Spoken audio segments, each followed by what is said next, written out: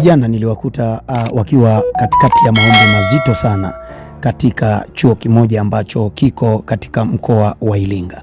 Hivyo basi nikataka niamini kama kweli wako serious na kile ambacho wanakifanya. Bwana, si nikamuuliza huyu jamaa kama yupo kwenye mahusiano au hayupo kwenye mahusiano. Jamaa akaniambia ya kwamba hayupo kwenye mahusiano.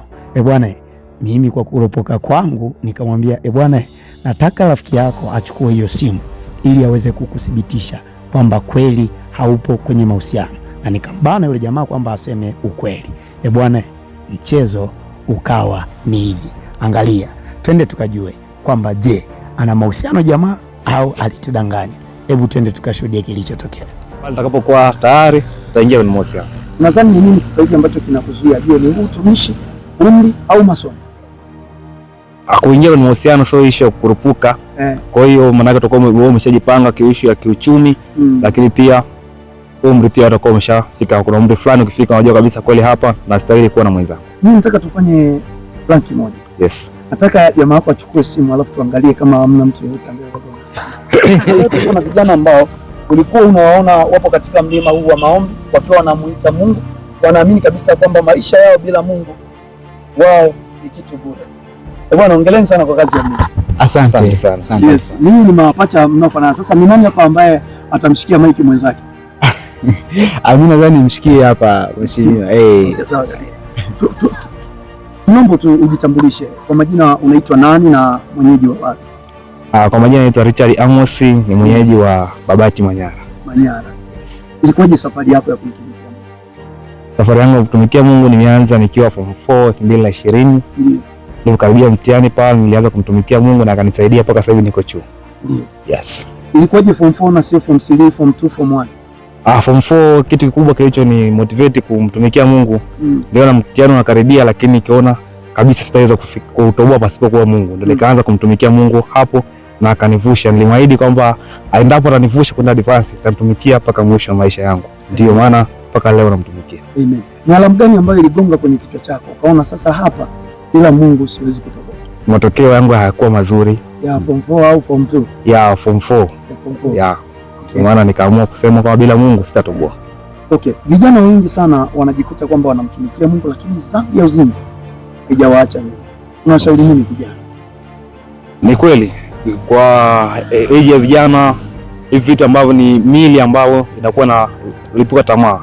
Hivyo basi kwa vijana mwenzangu inabidi uweze kuepuka ili uweze basi kumtumikia Mungu kwa ukaribu zaidi. Inabidi uweze kuishinda hiyo dhambi ya zina ili uweze kumtumikia Mungu kwa ukaribu zaidi na Mungu aweze kukusikia katika yale ambayo unamwomba. Kwa hiyo kitu ambacho pekee ambacho kinamfanya mtu asikilizwe na Mungu ni ile hali ya utakatifu sasa. Kabisa. Mwana Mungu anasema sikio lake sisi wala siwezi kusikia wala mkono wako kupunguka wala siwezi kuokoa. Ila dhambi zetu ndio zinafanya sisi Mungu awe mbali na sisi. Una mchumba? Hapana, sina. Haupo ndani ya mahusiano? Hapana. Unataka kuingia kwenye mahusiano ukiwa na miaka mingapi? Siwezi nikasema age ambayo itakuwa specific kuingia katika mahusiano ila Yes, mwanafamilia wa channel yetu ya Koni Online TV. Hii ni Koni Online TV. Tunaangazia maisha ya kijana na namna ambavyo anaweza akamtumikia Mungu bila mawaa. Na hii ndio tunaanza kujionea hapa. Kijana ambaye ana uhakika kabisa ya kwamba hajajiingiza kwenye mahusiano mpaka wakati ufike. Yes. Bwana uwe mkweli. Hapa najaribu kuangalia message hapa. Ndio. Message ya kwanza kabisa mtu wake wa mwisho kuchat naye amechat naye tarehe 3 mwezi wa 12. Ndio. Au alikuwa ni Yugu naye message zake ni walikuwa na kumchana kwa habari ya ibada. Amen. Alafu hapa message inayofuata naona message ya hoteli. Ya bando limeisha au umeongeza sahihi? Mpendwa mteja mwenye namba 06 ngapi 0615220110. Swali lako kuu ni Tanzania shilingi 0. Basi nitamuongezea mimi. Amen. Sasa mwanafamilia unayetufuatilia hapa, nadhani unajua kabisa kwamba kumbe kijana anaweza kuishi bila mahusiano. Ikiwa unaona kabisa kwamba huu sio muda wa kuingia kwenye mahusiano, usiingie. Kijana ambaye umeokoka, ili uendelee kuwa salama, usijiingize kwenye mahusiano ukiwa hauna uhakika ya kwamba unaweza kuzuia mwili au hauwezi. Kijana hapo inaonekana kabisa hawezi kuzuia mwili wake, na ndio maana ameamua kutoingia kwenye mahusiano ili kisiwe chanzo cha usababishi kuharibu mahusiano yake yeye na Mungu. Amen. Lazima ubarikiwe sana. Amen. Ni kwa nini unamtumikia Mungu? Nini malengo yako sasa? Malengo ya kutumikia Mungu maana ni agizo. Tumeagizwa tuje ulimwenguni kwa ajili ya kumtumikia. Ndio kusudi kubwa la Mungu tuumba ni kumtumikia yeye. Baada ya kujua ni kusudi kubwa la kumtumikia Mungu, ndio maana namtumikia mpaka hivi leo. Nataka uniambie, je, unatamani kuja kuwa na kanisa au unatamani kuja kuwa na huduma au hautamani, unamwabudu tu Mungu ili uende ukaulisi ufalme wa mbinguni?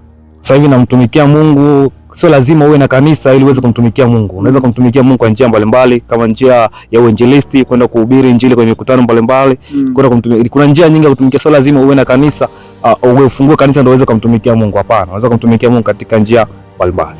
Sawa. Tangia uokoke, ni muujiza gani ambao ulishawahi kukutokea ukasema yes, wewe Mungu nimekupata? Hata kufaulu kwangu form 4 kwenda advance ni muujiza ambao nilifanya mpaka leo bado namtumikia Mungu. Katika familia yenu mpo watu wangapi? Familia yetu tuko na watoto 5. Ni wangapi ambao wamefanikiwa kwenda chuo? Mimi ni wa pili. Brother zangu amefanikiwa kwenda chuo lakini chuo cha kati. Okay. Yes, ana certificate. Kwa hiyo mimi kwa level ya elimu huwa nafikiri mimi ndo wa kwanza. Oh, hallelujah. Yes, nadhani utakuwa unaona faida ya kumtumikia Mungu, na brother anakiri.